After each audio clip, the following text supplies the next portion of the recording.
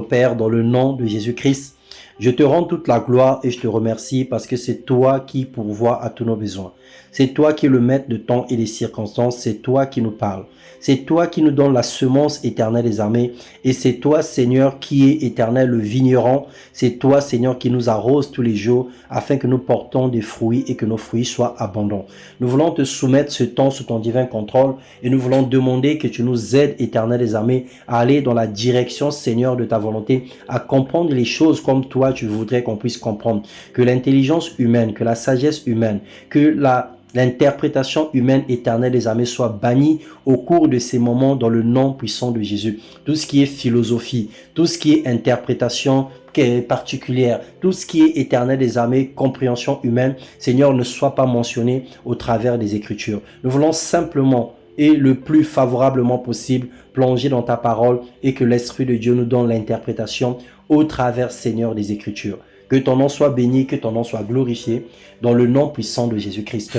Amen. Et donc ce soir, nous persévérons sur le thème « Mettre sa confiance en Dieu » et nous avons commencé hier 27 et nous allons partir jusqu'au 31 mai. Et tous les soirs, nous nous connectons pour 1 heure d'exhortation et quelques minutes de prière. Donc, sous le thème « Mettre sa confiance en Dieu », nous allons avoir 5 sous-thèmes.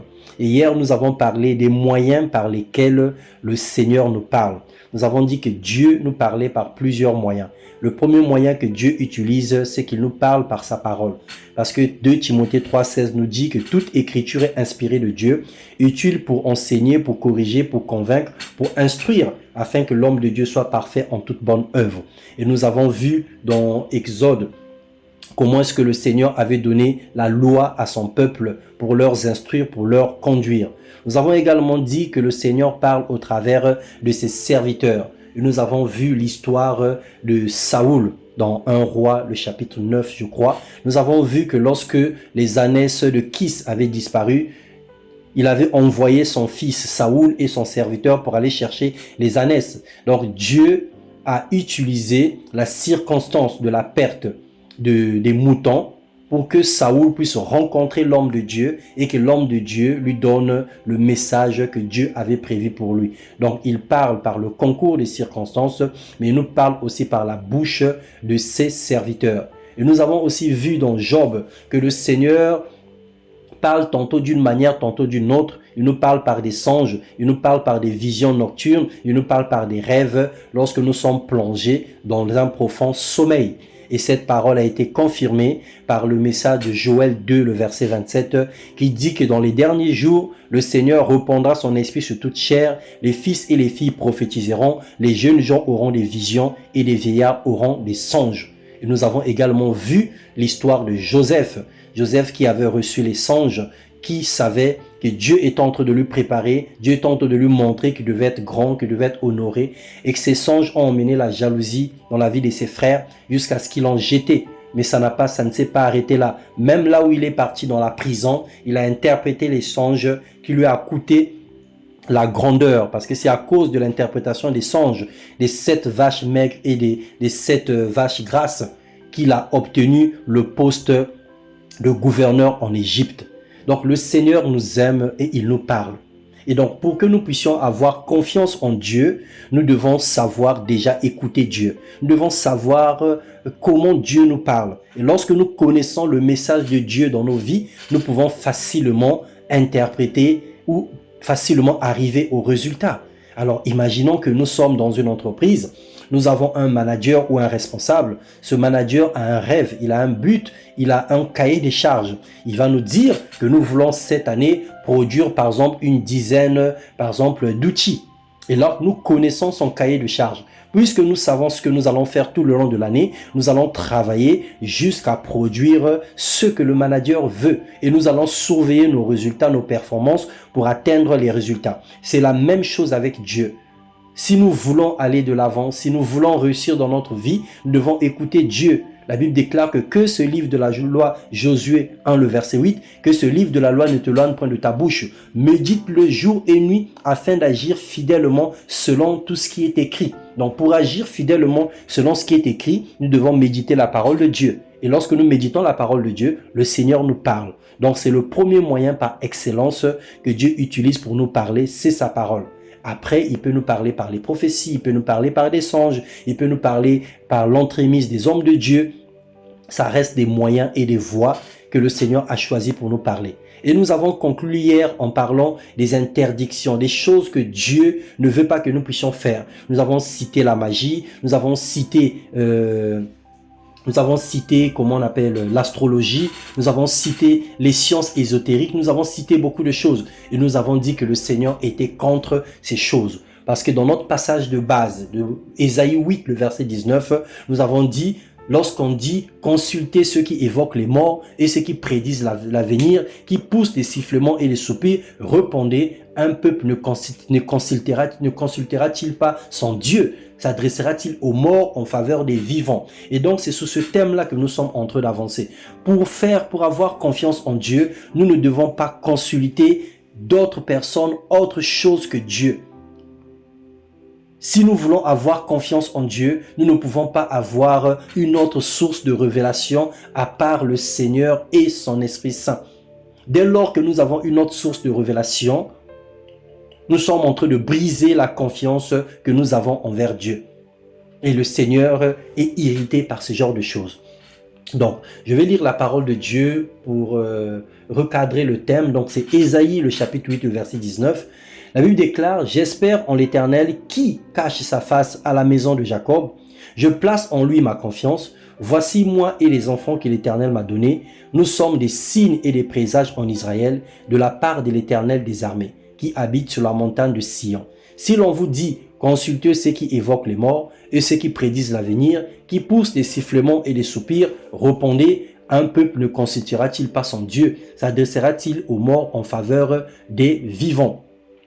À la loi et au témoignage, si l'on ne parle pas ainsi, il n'y aura point d'aurore pour le peuple. Il sera errant dans le pays accablé et affamé, et quand il aura faim, il s'irritera, maudira son roi et son Dieu, et tournera les yeux en haut, puis il regardera vers la terre, et voici, il n'y aura que détresse, obscurité et sombre angoisse. Il sera repoussé dans d'épaisses ténèbres.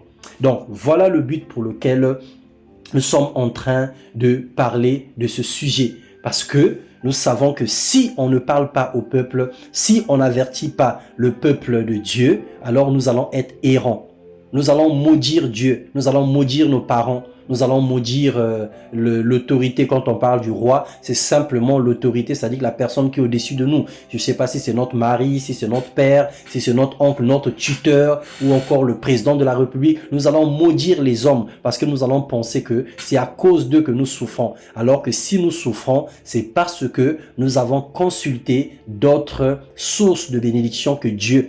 Nous avons fait des alliances avec autre chose que Dieu. Alors le Seigneur nous interdit la sorcellerie, le Seigneur nous interdit la magie, le Seigneur nous interdit l'attachement avec d'autres sources de gains que l'Éternel lui-même. Parce que seule la bénédiction de l'Éternel qui enrichit et qui ne se fait suivre de qu'un chagrin.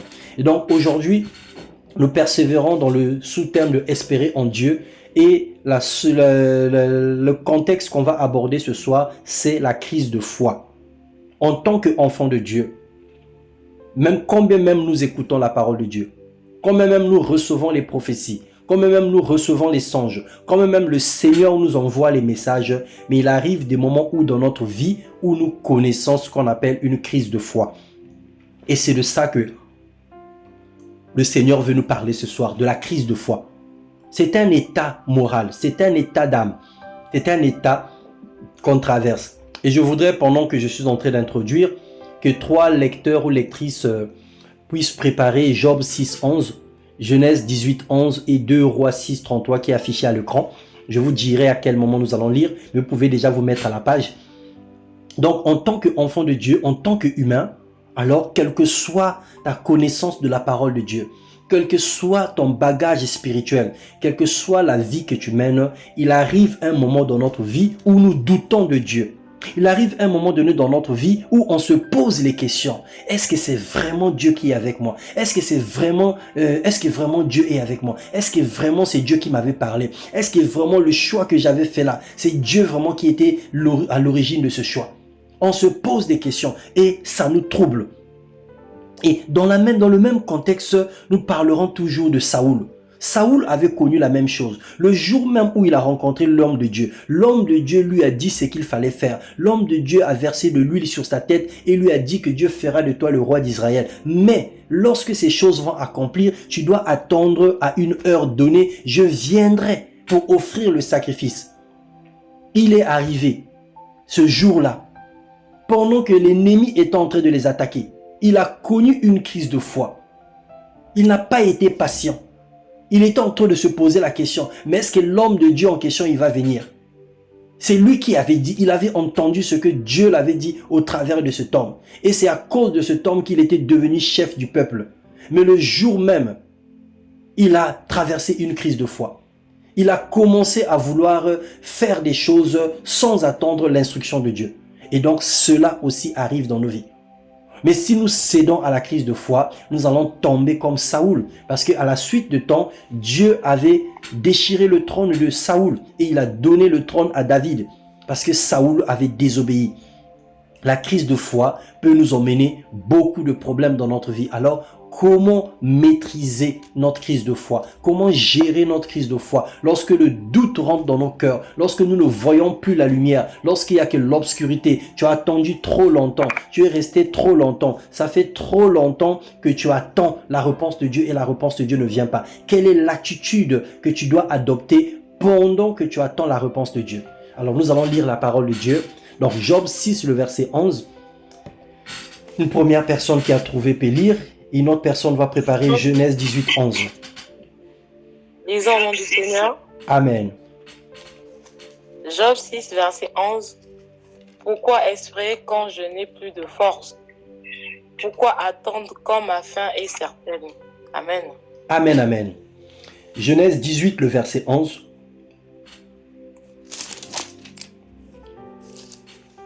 Genèse 18, le verset 11.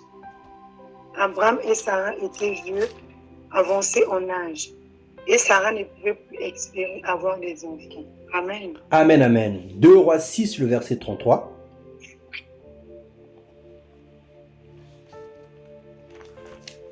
Deux Rois 6, le verset 33.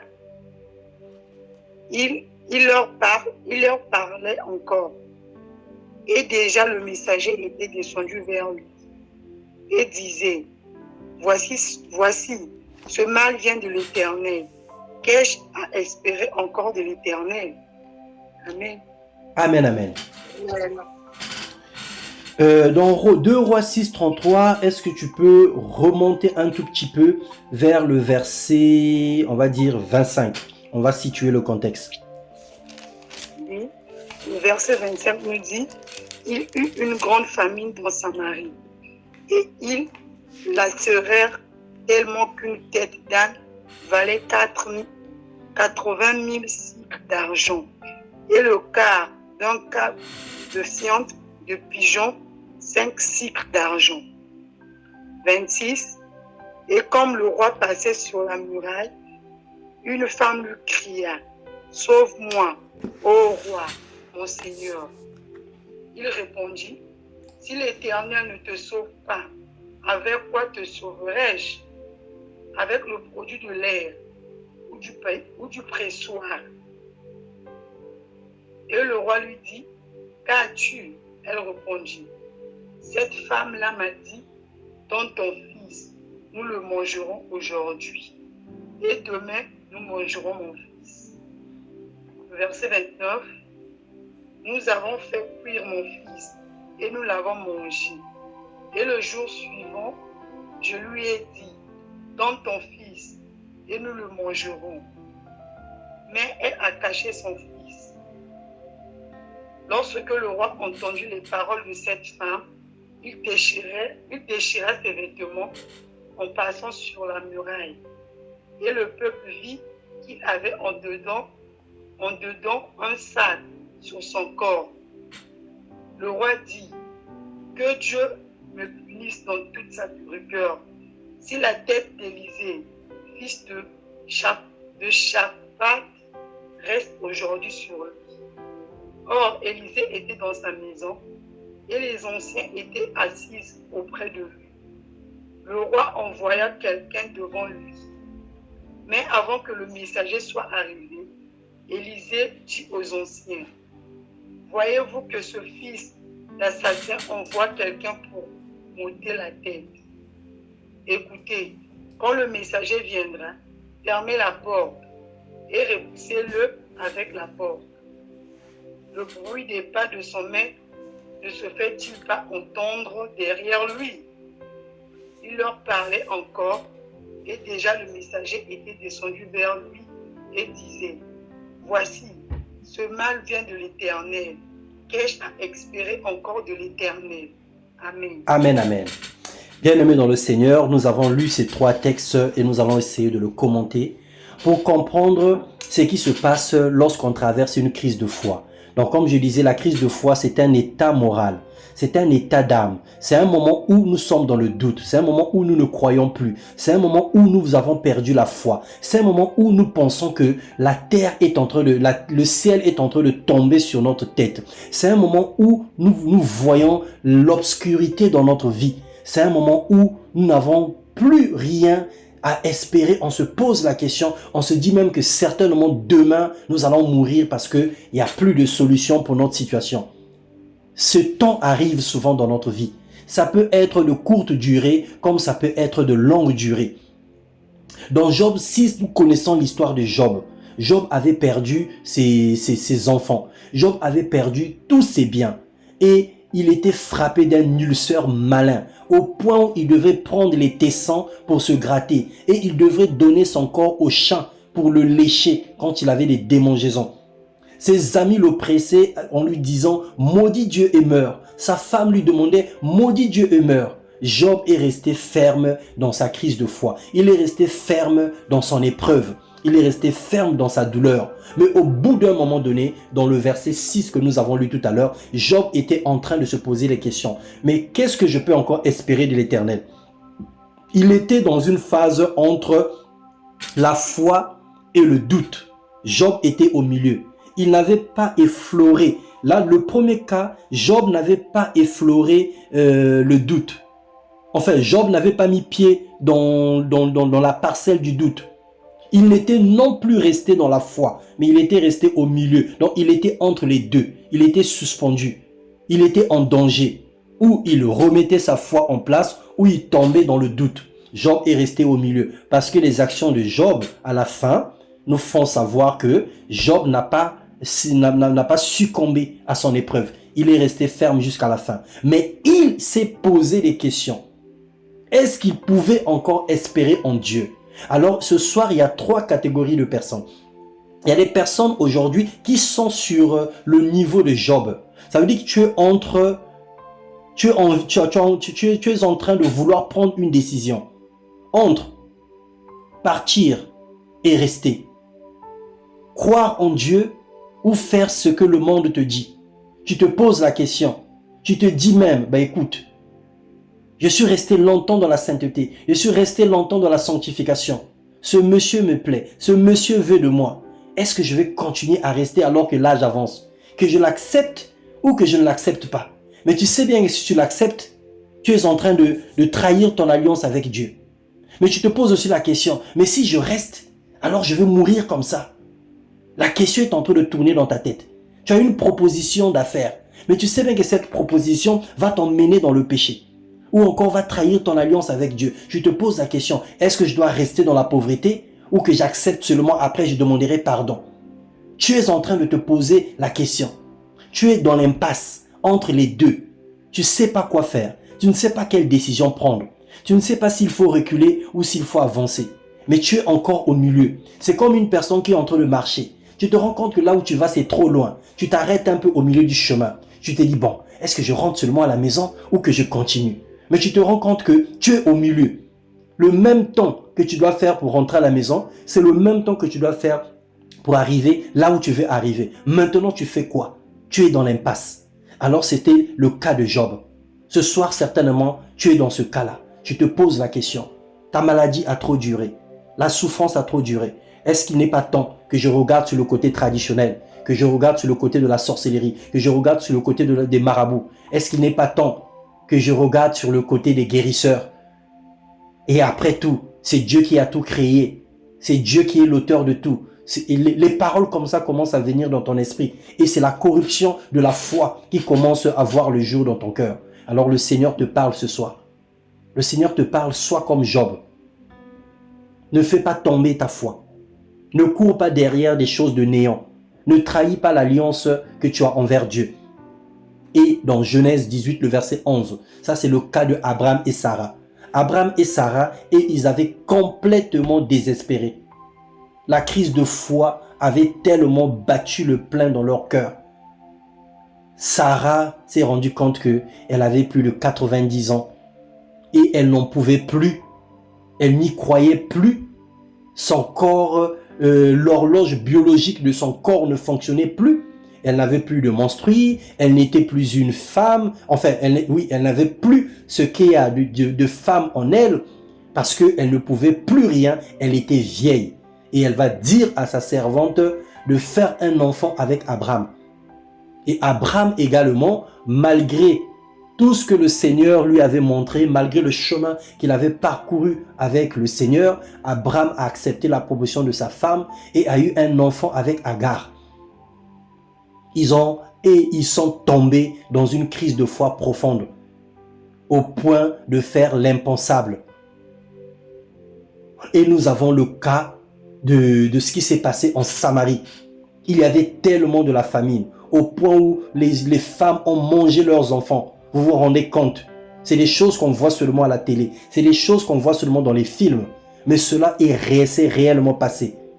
Où ils ont commencé à manger leurs enfants. Ils ont préparé le premier jour un enfant. Ils ont mangé. Et après, ils ont voulu prendre l'enfant de l'autre aussi pour manger. Il y avait tellement de la famine que même le caca de pigeon était vendu. Les gens achetaient les fientes de pigeons pour manger. Les gens mangeaient tout. Les gens mangeaient les cadavres. Les gens mangeaient tout ce qu'il y avait sur la terre. Parce qu'il y avait tellement de la famine. Et dans cette crise de foi, le roi a commencé à accuser Dieu. Parce qu'il se disait que c'est le prophète, l'homme de Dieu, qui avait emmené le malheur dans le pays. Combien de personnes aujourd'hui qui se sont rebellées contre la parole de Dieu, qui se sont rebellées contre les églises, parce qu'on l'avait donné une prophétie qui ne s'est pas accomplie, parce qu'on l'avait dit quelque chose qui n'est pas arrivé. Tu t'es rebellé, tu as décidé de ne plus prier, ou tu veux prendre la décision de ne plus fréquenter cette église, de ne plus aller à l'église, parce que tu penses que ce sont des menteurs, parce que tu penses que ce sont des mensonges. Mais bien-aimé dans le Seigneur, c'est toi qui as un problème. Le problème ne vient pas de la parole, le problème vient dans ta vie. Tu es dans l'impasse, tu es en train de traverser une crise de foi, tu es en train de connaître une difficulté. Ça peut être quelque chose de réel, mais qui t'a tellement fait du mal et qui est en train de te faire prendre des décisions qui ne glorifient pas le Seigneur ou qui va t'éloigner complètement de Dieu. Et donc le peuple était tellement désespéré et le roi a même décidé qu'on aille tuer le prophète parce qu'il était convaincu que c'était le prophète qui était à l'origine des malheurs. Et nous avons, de ces trois cas, nous avons trois types de personnes. La personne qui n'a pas douté, la personne qui a complètement douté, mais qui était revenue sur le chemin de Dieu, j'ai oublié de dire, pour Abraham, et le cas du roi qui était complètement perdu et qui avait décidé de tuer le roi, de tuer le prophète. Tuer le prophète, c'est synonyme aujourd'hui des personnes qui ont traversé des crises de foi, qui ont déchiré la Bible. C'est synonyme des personnes qui sont devenues athées. C'est synonyme des personnes qui sont retournées dans le monde. C'est synonyme des personnes qui ont arrêté de prier, qui ont arrêté de croire en Dieu. Parce que tu te dis que ça fait 40 ans que je prie, je jeûne, je prie, mais il n'y a rien qui se passe dans ma vie. J'ai donné les offrandes, j'ai fait les sacrifices, j'ai nourri les hommes de Dieu, j'ai pris soin de l'œuvre de Dieu. Il n'y a rien qui se passe dans ma vie. Alors, tu te décourages. Le découragement habite tellement ton cœur et tu passes de l'autre côté. Mais, quelle est la réponse de Dieu à notre crise de foi? Qu'est-ce que Dieu dit par rapport à la crise de foi? Qu'est-ce que Dieu dit par rapport à la situation que tu traverses ce soir? Nous allons encore repartir dans les Écritures. Donc, 3 lecteurs. Le psaume 130, le verset 5. Le proverbe 20, le verset 22. Et le psaume 9, le verset 11. Et 125, le verset 11. Moi, je vais lire les 2 derniers psaumes. Que 2 personnes nous lisent les premiers passages. Psaume 130, le verset 5.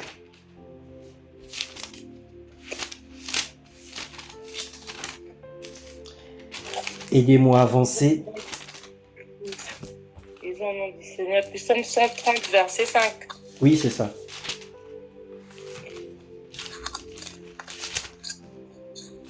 Donc, la réponse de Dieu à notre crise de foi. J'attends. Disons au nom du Seigneur. Amen. J'attends le Seigneur. Je l'attends de tout mon cœur. J'ai confiance en sa parole. Amen. Amen, amen. Proverbe 20, le verset 22. Je lis au nom du Seigneur, Proverbe 20, le verset 22. Amen. Ne dis pas, on rendrait le mal. Espère en l'Éternel, et il te délivrera. Amen. Amen, amen. Et puis Psaume 9, le verset 11, je vais lire. Ceux qui connaissent ton nom se confient en toi, car tu n'abandonnes pas ceux qui te cherchent, ô Éternel. Et 125, le verset 1. Ceux qui se confient en l'Éternel sont comme la montagne de Sion. Elle ne chancelle point, elle est affermie pour toujours. Des montagnes entourent Jérusalem, ainsi l'Éternel entoure son peuple, dès maintenant et à jamais. Voilà la réponse à notre crise de foi. La réponse à notre crise de foi, c'est la confiance en Dieu. Lorsque nous connaissons Dieu, nous savons de quoi il est capable. Nous le connaissons au travers de ce qui est écrit dans la parole de Dieu. Nous le connaissons de ce qu'il a fait dans la vie de nos proches. Nous le connaissons au travers de tous les témoignages que nous récoltons jour après jour. Nous le connaissons au travers du message qu'il est en train de nous apporter ce soir.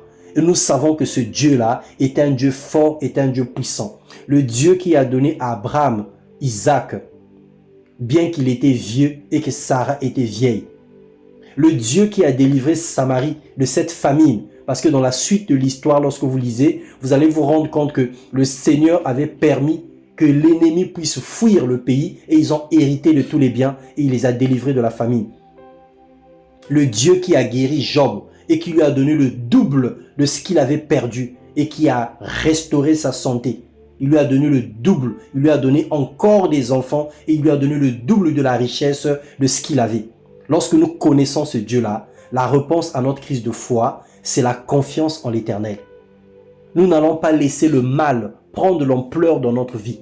Il n'est pas exclu, franchement, il n'est pas exclu que nous allons connaître des crises de foi. Ça va arriver, mais soyons comme Job. Ne mettons pas le pas dans la parcelle du doute et ne régnons pas totalement Dieu. Pendant que le doute arrive, pendant que l'angoisse, la crise de foi arrive dans ta vie, alors pense à l'Éternel. Repars dans les Écritures. Repars dans ce que Dieu nous a dit ce soir. Que ceux qui connaissent ton nom se confient en toi parce qu'ils savent que tu n'abandonnes pas ceux qui ont confiance en toi. Dès lors que cette parole va revenir dans ton esprit, tu te rendras compte que quelle que soit ma douleur, quelle que soit la difficulté, je me confie en l'Éternel. Le Seigneur n'est pas obligé de nous expliquer tout ce qui se passe dans notre vie. Mais pendant que tu traverses ta douleur, tu as l'impression que le monde s'est arrêté. Mais le monde ne s'arrête jamais. Que tu meurs aujourd'hui, que tu vives, le monde ne s'arrêtera pas. Le monde s'arrêtera le jour où Jésus-Christ reviendra, enlèvera l'Église et décidera d'arrêter le monde. Mais le monde ne va pas s'arrêter sur toi. Et il faut savoir que tu n'es pas la meilleure personne sur la terre. Et Dieu n'est pas Dieu à cause de toi. Dieu n'est pas Dieu à cause de moi. Dieu est Dieu à cause de ce qu'il a fait.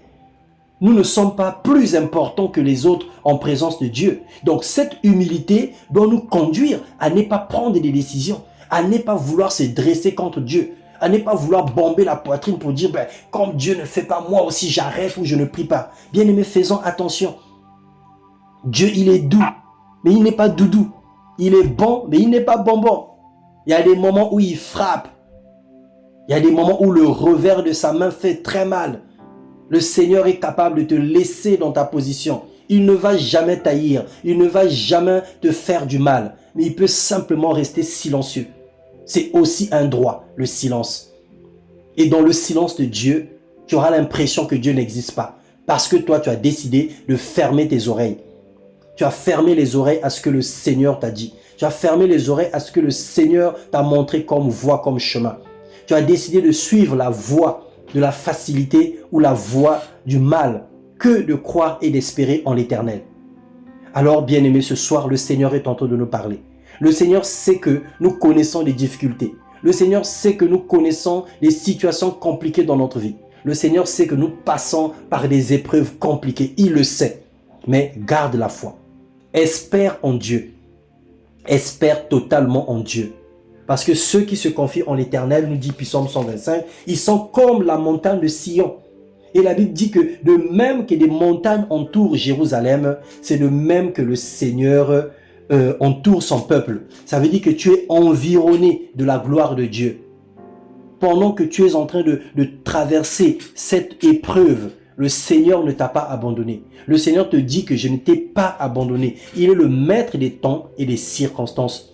Il a fallu que ce malade soit couché pendant 38 ans pour que sa rencontre avec Jésus emmène le miracle et que jusqu'aujourd'hui qu'on parle de lui.